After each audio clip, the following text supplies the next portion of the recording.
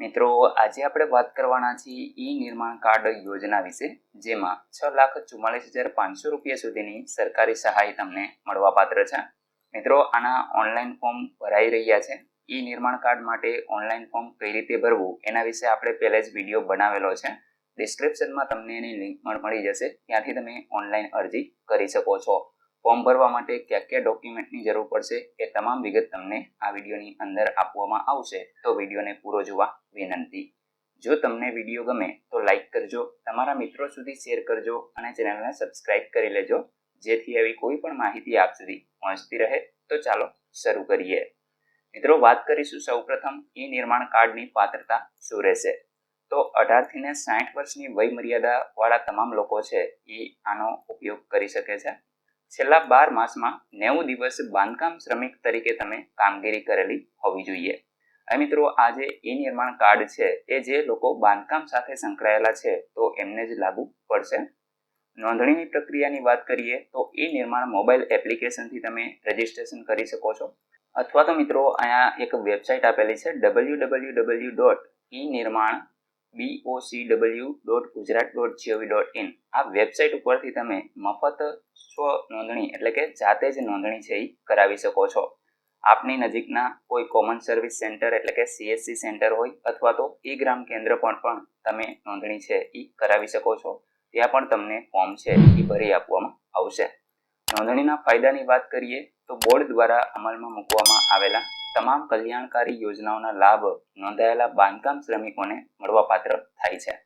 તો અહીં મિત્રો જે પણ બાંધકામ સાથે સંકળાયેલા છે એ તમામને આ નોંધણીનો ફાયદો છે એ થવાપાત્ર રહેશે. મિત્રો સાથે સાથે એક બીજું જ કાર્ડ જે ઈ શ્રમ કાર્ડ તમે બધાએ સાંભળ્યું હશે, એની પણ નોંધણી છે એ તમે કરાવી શકો છો.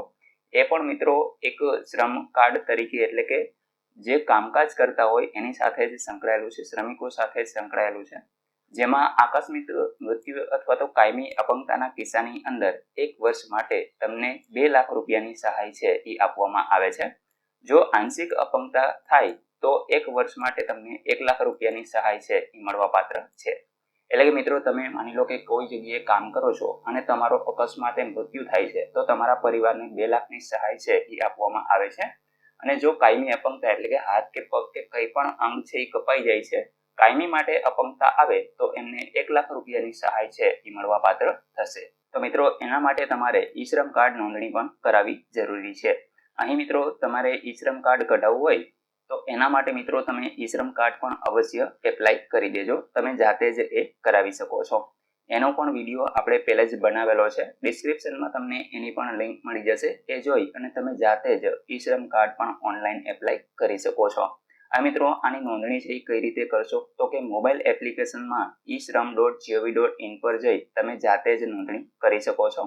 નજીકના કોઈ કોમન સર્વિસ સેન્ટર પર અથવા તો ઈ ગ્રામ એટલે કે ગામની અંદર જે પંચાયત હોય ત્યાં ઈ ગ્રામ સેન્ટર હોય તો એમાં પણ તમે નોંધણી છે એ કરાવી શકશો. મિત્રો આ વિનામૂલ્યે શ્રમિક કાર્ડ છે એ તમને મળવાપાત્ર છે. આનો કોઈ પણ ચાર્જ છે એ લેવામાં આવતો નથી. ઈ શ્રમ કાર્ડ પોર્ટલ પરથી ગુજરાતના 82 લાખ કરતા પણ વધારે અસંગઠિત શ્રમિકોને શ્રમિક કાર્ડ છે એ આપવામાં આવે છે. આજે જ રજીસ્ટ્રેશન તમારે કરવું હોય તો તમે આ વેબસાઇટની મુલાકાત લઈ શકો છો, ishram.gov.in. આના ઉપરથી તમે ઓનલાઈન અરજી પણ કરી શકશો. મિત્રો વાત કરીએ નોંધાયેલા જે બાંધકામ શ્રમિકો છે એમને કયા લાભ છે એ મળવાપાત્ર રહેશે.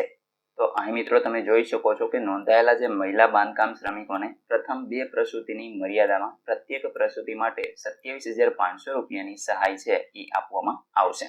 તો અહીંયા આગળ મિત્રો જે પણ બાંધકામ શ્રમિક હોય અને મહિલા હોય તો એમને પ્રસૂતિ સમયે 27,500 રૂપિયાની સહાય છે એ પ્રતિ પ્રસૂતિ માટે આપવામાં આવે છે.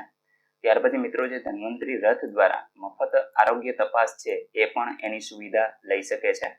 વ્યવસાયિક રોગ અને ઈજાના કિસ્સાની અંદર 3 લાખ રૂપિયા સુધીની સહાય પણ મળવાપાત્ર છે. શ્રમિક અન્નપૂર્ણા યોજના હેઠળ ₹10 માં તમને પૌષ્ટિક ભોજન છે એ આપવામાં આવશે. શિક્ષણ સહાય યોજના અંતર્ગત 2 સંતાનોમાં દરેક સંતાનને 500 થી 40,000 રૂપિયા સુધીની સહાય છે એ મળવાપાત્ર રહેશે. તો મિત્રો જે પણ બાંધકામ સાથે સંકળાયેલા છે એમને અવશ્ય ઈ નિર્માણ કાર્ડ છે એ કઢાવી લેવું જ જોઈએ. કારણ કે આમાં તમે જોઈ શકો છો કે લગભગ તમને બધું જ થઈ અને 6 લાખ રૂપિયા સુધીની સહાય છે, એનાથી પણ વધારે સહાય તમને મળવાપાત્ર થાય છે. શ્રી નાનાજી દેશમુખ આવાસ યોજના હેઠળ તમને 1,60,000 અને હાઉસિંગ સબસિડી યોજના હેઠળ 1 લાખ રૂપિયાની સહાય પણ મળવાપાત્ર છે. આકસ્મિક મૃત્યુ સહાય માટે તમને 3 લાખ રૂપિયા અને અંત્યેષ્ટિ યોજના અંતર્ગત 7,000 રૂપિયાની સહાય પણ તમને મળશે. મુખ્યમંત્રી ભાગ્યલક્ષ્મી બોન્ડ યોજના હેઠળ દીકરીના નામે 10,000 રૂપિયાના FD બોન્ડ પણ અહીંયા આગળ કરવામાં આવે છે.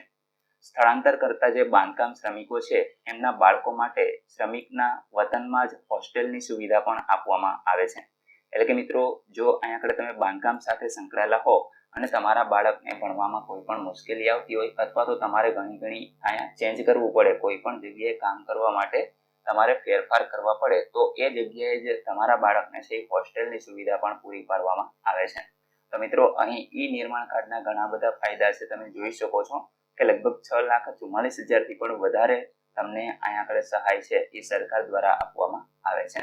મિત્રો, આશા રાખું છું કે આ વિડીયોની અંદર તમને યોજના વિશે તમામ માહિતી મળી ગઈ છે. તેમ છતાં પણ કોઈ પ્રશ્ન હોય તો તમે કોમેન્ટ દ્વારા પૂછી શકો છો. વિડીયોને લાઈક કરજો, તમારા મિત્રો સુધી શેર કરજો અને ચેનલને સબસ્ક્રાઇબ કરી લેજો, જેથી આવી કોઈ પણ માહિતી આપ સુધી પહોંચતી રહે. વિડીયો જોવા બદલ આપનો ખૂબ ખૂબ આભાર. મળીએ એક નવા વિડીયો સાથે. ત્યાં સુધી જય હિન્દ.